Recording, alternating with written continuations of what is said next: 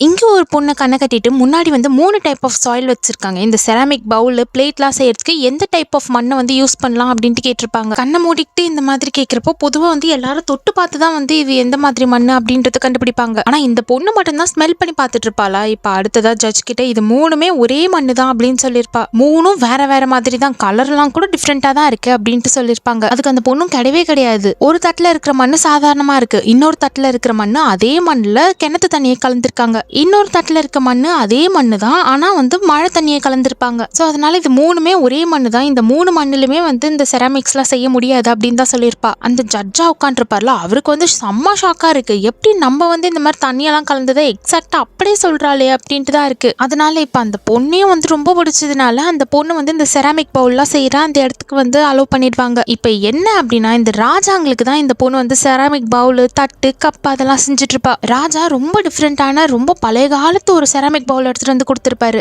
இதை வந்து நீங்க அப்படியே ரீக்ரியேட் பண்ணணும் அப்படின்னு சொல்லிட்டு போயிருப்பாரு. முதல்ல இந்த கப்பை செய்யறதுக்கு ஒயிட் கலர் மண்ணு தான் தேவைப்பட்டிருக்கும். இப்ப அந்த மண்ணை தேடி இந்த பொண்ணு ரொம்ப நாளா அலைஞ்சிட்டு தான் இருந்திருப்பா. கடைசியா எப்படியோ ஒரு வழியா கண்டுபிடிச்சிருவா. அடுத்ததா எப்படியோ அந்த மண்ணெல்லாம் வச்சு இப்ப அவங்களும் வந்து ஒரு பவுல் செஞ்சிருப்பாங்க. பாக்குறதுக்கு ஒரே மாதிரியே தான் இருக்கு, 2 பவுலுக்கும் டிஃபரன்ஸே சொல்ல முடியல. ஆனா ஒரே ஒரு வித்தியாசம் மட்டும் இருக்கு. என்ன அப்படின்னா, இப்ப அவங்க அந்த பழைய காலத்துல இருந்து ஒரு ஆன்டிக் பவுல் மாதிரி எடுத்துட்டு வந்திருப்பாங்களா, அதுல வந்து சூடு ரொம்ப நேரத்துக்கு இருக்கு. ஆனா இப்ப இவங்க செஞ்சிருக்க பவுல் வந்து சூடு அந்த அளவுக்குலாம் இல்ல, சாதாரண ஒரு வெசல்ல ஊத்தி வச்ச மாதிரி தான் இருக்கு. இதுல மட்டும் எப்படி அந்த அளவுக்கு சூடு இருக்கு எனக்கு தெரியாது, சூடா இருக்கணும் அப்படின்னு சொல்லி ராஜாவை அனுப்பி வச்சிருப்பாரு. மறுபடியும் வந்து அவங்களும் என்னென்னமோ ட்ரை பண்ணுவாங்க, எதெல்லாம் யோசிச்சு பார்ப்பாங்க. அடுத்ததா இப்ப இந்த பொண்ணுக்கு ஒரு ஞாபகம் வந்திருக்கும். என்ன அப்படின்னா, இந்த பவுல் எல்லாம் செய்யறதுக்கு முன்னாடி அந்த பாத்திரத்தை நல்லா வந்து நெருப்புல வச்சு சுடுவாங்க. ஒரு சின்ன இடத்துல வச்சுதான் இப்ப அந்த பவுல் எல்லாம் சூடு பண்ணிட்டு இருப்பாங்களா, எல்லா பவுல் பிளேட்டையும் அந்த இடத்துல வச்சுதான் செய்வாங்க. ஆனா இப்ப நம்ம செய்யற பவுல்ல எது போட்டாலும் ரொம்ப நேரம் சூடா இருக்கணும் அப்படின்னா, அப்ப அந்த பவுலை வந்து நம்ம சுடுறப்பவே ரொம்ப நேரம் சுடணும் அப்படின்றதுனால ஒரு நல்ல பெரிய இடமா போய் வச்சிருப்பா. நிறைய கட்டிங்ல போட்டு எரிச்சு ரொம்ப நேரம் அந்த பவுலை வந்து சுட்டுக்கிட்டே இருப்பாங்க. கடைசியில இப்ப அந்த ராஜா எதிர்பார்த்த மாதிரி பெர்ஃபெக்டான பவுல், அதே